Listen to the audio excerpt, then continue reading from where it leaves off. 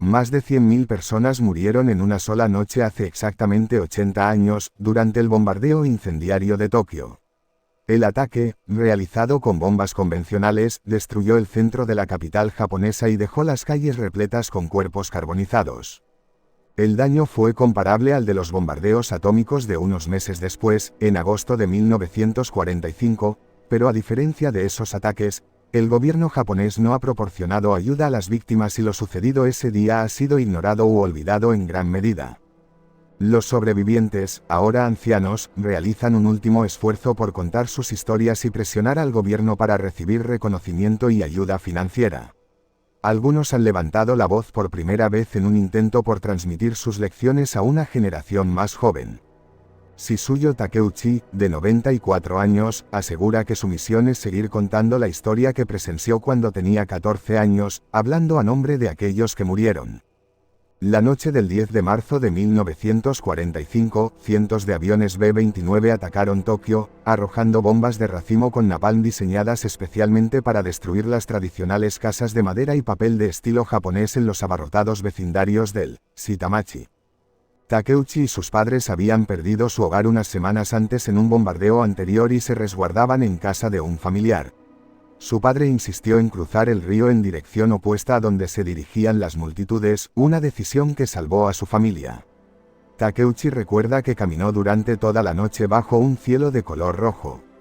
Los atardeceres naranjas y el sonido de las sirenas aún la incomodan. Para la mañana siguiente, todo había ardido. Dos figuras ennegrecidas captaron su atención. Al mirar más de cerca, se dio cuenta de que se trataba de una mujer y que lo que parecía un pedazo de carbón a su lado era su bebé. Estaba terriblemente impactada. Sentí pena por ellos, dijo. Pero después de ver a tantos otros, al final me quedé sin emociones. Muchos de aquellos que no murieron quemados se arrojaron al río Sumida y fallecieron aplastados o ahogados. Más de 105.000 personas murieron esa noche, según estimaciones. 1 millón de personas más quedaron sin hogar. El saldo supera al número de fallecidos en el bombardeo atómico de Nagasaki del 9 de agosto de 1945. Pero el bombardeo incendiario de Tokio ha sido en gran medida eclipsado por los dos bombardeos atómicos. Y los bombardeos incendiarios en docenas de otras ciudades japonesas han recibido aún menos atención. El bombardeo se produjo tras el colapso de las defensas aéreas y navales japonesas después de que Estados Unidos capturó una serie de bastiones japoneses en el Pacífico que permitieron a los bombarderos B-29 Superfortress atacar fácilmente las principales islas de Japón. Washington estaba cada vez más frustrado por la duración de la guerra y las atrocidades militares japonesas pasadas, como la Marcha de la Muerte de Bataan. Los gobiernos de la posguerra han proporcionado 60 billones de yenes, 405.000 millones de dólares, en apoyo social para veteranos de guerra y familias en duelo, así como apoyo médico para sobrevivientes de los bombardeos atómicos en Hiroshima y Nagasaki. Las víctimas civiles de los bombardeos incendiarios de Estados Unidos no recibieron nada. Un grupo de sobrevivientes que desea que el gobierno reconozca su sufrimiento y les brinde asistencia financiera se reunió a principios de este mes para retomar sus demandas. Ninguna agencia gubernamental se encarga de los sobrevivientes civiles ni mantiene sus registros.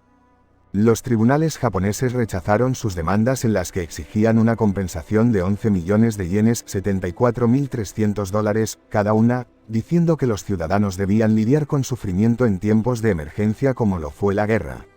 En 2020, un grupo de legisladores elaboró un borrador de propuesta de un pago único de $500.000 de yenes, 3.380 dólares, pero el plan se ha estancado debido a la oposición de algunos miembros del partido gobernante.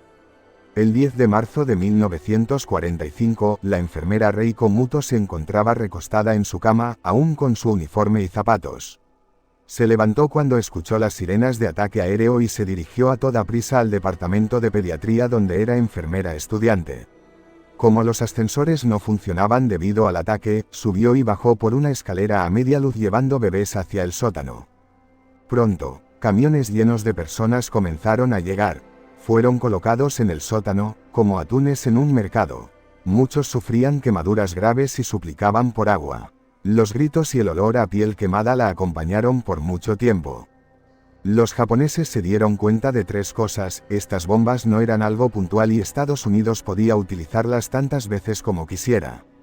También comprendieron que Tokio corría un peligro real de destrucción total y, por último, vieron que no había más formas de ganar la guerra.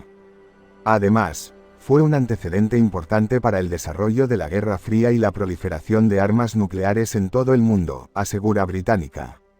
La Guerra Fría fue una rivalidad en la que las dos superpotencias mundiales que quedaron tras la Segunda Guerra Mundial, Estados Unidos y la Unión Soviética, así como sus respectivos aliados, lucharon por la superioridad política, económica y nuclear. 80 años después del lanzamiento de las bombas atómicas de Hiroshima y Nagasaki, la ONU advirtió que, a pesar de que los efectos de dichas bombas persisten hasta la fecha, el mundo no solo no se ha deshecho de esas armas, sino que ha aumentado su arsenal. A decir verdad, y desde la década de los 50 hasta la fecha, se han ido poniendo los cimientos no solo para el control de la energía nuclear con fines bélicos, sino para abrigar la firme esperanza de un mañana sin la bomba atómica. A este respecto, y de manera sucinta, reseñar que el 29 de julio de 1957 empezó a funcionar en Viena el Organismo Internacional de Energía Atómica, perteneciente a las organizaciones internacionales vinculadas con la ONU y cuyo fin último sería el fomento de la energía nuclear para fines de paz, salud y prosperidad en el mundo. El origen de este organismo internacional estuvo inspirado en el discurso que el presidente estadounidense Dwight D. Eisenhower pronunció en la Asamblea General de la ONU aquel 8 de diciembre de 1953 bajo el prominente título de «Átomos para la paz». El tema no fue menor, y por su contribución a la causa del desarme nuclear, su director general Mohamed El-Baradei fue merecedor en 2005 del Premio Nobel de la Paz. El 5 de agosto de 1963, y tras la crisis de los misiles cubanos, Estados Unidos, el Reino Unido y la Unión Soviética firmaron el Tratado de Prohibición Parcial de Ensayos Nucleares que, entre otros requerimientos, prohibía los ensayos nucleares en la atmósfera, bajo el agua y en el espacio. Si bien Francia y China, ambas potencias nucleares, se negaron a firmarlo, aquel compromiso fue verdaderamente promisorio, puesto que, tan solo unos años después, en el marco de la Guerra Fría, tuvo lugar la firma 1 de julio de 1968, con entrada en vigor desde el 5 de marzo de 1970, del Tratado de No Proliferación Nuclear, a través del cual se prohibía a los estados no nucleares la posesión, manufactura o adquisición de armas nucleares, mientras que los estados nucleares, los Estados Unidos, Reino Unido, Francia, Rusia y China se comprometían a evitar toda transferencia tecnológica sobre armas nucleares a los países no nucleares. La aspiración última de este tratado no era otra que el desarme nuclear total y definitivo. Siguiendo con esta línea del tiempo, el 10 de septiembre de 1996, y previa aprobación de la Asamblea General de las Naciones Unidas menos 158 votos a favor, 3 en contra y 5 abstenciones, tuvo lugar la firma del Tratado de Prohibición Completa de los Ensayos Nucleares, que venía a prohibir la ejecución de ensayos nucleares por parte de los países firmantes. En la actualidad, este tratado fue firmado por 178 países de un total de 195, con la notable excepción, eso sí, de los Estados Unidos y China. Por último, el 7 de julio de 2017, y después de largas negociaciones, la Asamblea General de las Naciones Unidas aprobó el Tratado sobre la Prohibición de las Armas Nucleares, un acuerdo internacional que persigue la prohibición de las armas nucleares en busca de su eliminación total.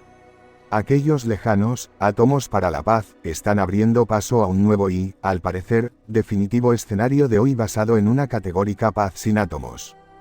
De cualquier modo, y como se ha puesto de manifiesto en estas páginas, el lanzamiento de la bomba atómica sobre Hiroshima y Nagasaki en aquellos días de agosto de 1945 representó un antes y un después en la historia de la humanidad. El hongo atómico causó una profunda conmoción mundial que abrió paso a una nueva época de confusión, incertidumbre y de múltiples preguntas sin respuesta. De inmediato, la celebración de la victoria aliada dio paso a las dudas que se abrieron en torno al control de aquel artefacto nuclear. Estados Unidos había demostrado su hegemonía científica y militar, aunque acabarían siendo los primeros en percatarse de que aquella primicia tecnológica tenía un carácter estrictamente momentáneo y que, tarde o temprano, la fórmula de la fisión del átomo quedaría en manos de otras potencias aliadas o rivales.